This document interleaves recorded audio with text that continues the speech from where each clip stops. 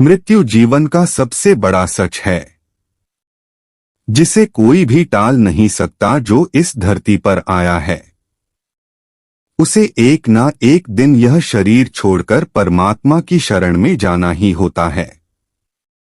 लेकिन फिर भी मनुष्य जीवन भर भौतिक सुविधाओं के मोह में पड़ जाता है। जब व्यक्ति अपनी आखिरी सांसें गिन रहा होता है, तब कहीं जाकर उसे जीवन की सच्चाई पता चलती है और वह इस संसार की मोह माया से परे होता है। अंतिम संस्कार से जुड़ी ऐसी कई बातें हैं जो हम नहीं जानते। हम में से बहुत से लोगों के मन में यह सवाल आता होगा कि मृत व्यक्ति को उसके संस्कार से पहले नए कपड़े क्यों पहनाए जाते हैं। नमस्कार दोस्तों, स्वागत है आपका हमारे इस चैनल संतोष जोशी ज्ञान में।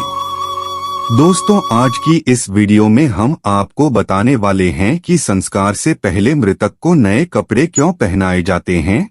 दोस्तों, जब कोई अपना इस दुनिया से चला जाता है तो अक्सर लोग उनकी वस्तुओं को याद के रूप में संभाल कर रख लेते हैं।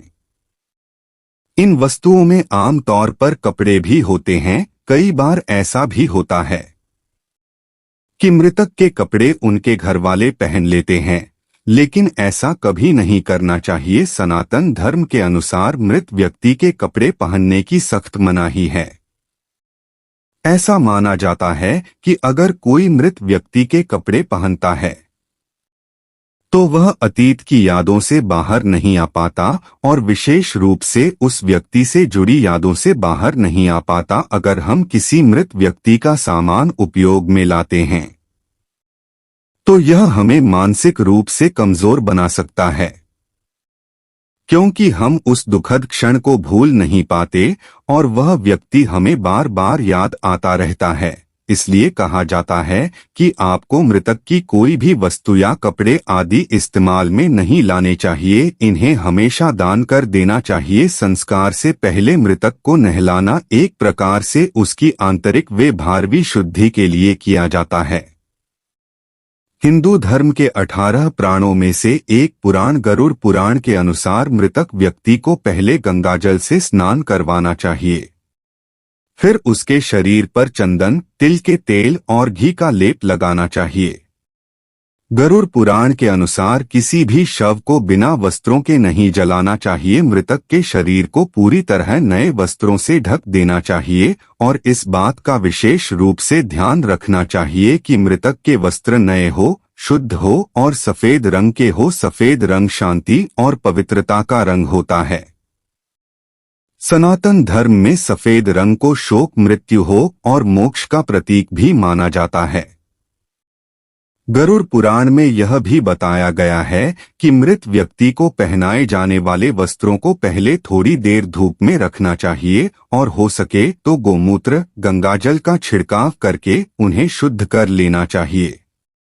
ऐसे करने से कपड़ों के माध्यम से मृत व्यक्ति के शरीर के चारों ओर एक पवित्र कवच बन जाता है, जो शव को बुरी शक्तियां के संपर्क में आने से बचाता है।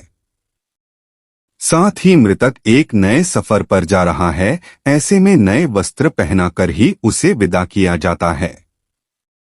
इसके बाद अंतिम संस्कार की विधि को आगे बढ़ाते हुए शव को चिता पर लिटा दिया जाता है और उस पर पुष्प आदि रखे जाते हैं। किसी की मृत्यु होने पर यदि उसके परिवार के लोग अंतिम संस्कार में बहुत जल्दबाजी करते हैं तो यह बिल्कुल सही नहीं है। किसी का अंतिम संस्कार 9 घंटे के अंदर कर देना चाहिए। ऐसा कहा जाता है कि यदि यमराज ने गलती से किसी के प्राण ले लिए हैं तो वे उन्हें लौट आने की ताकत भी रखते हैं।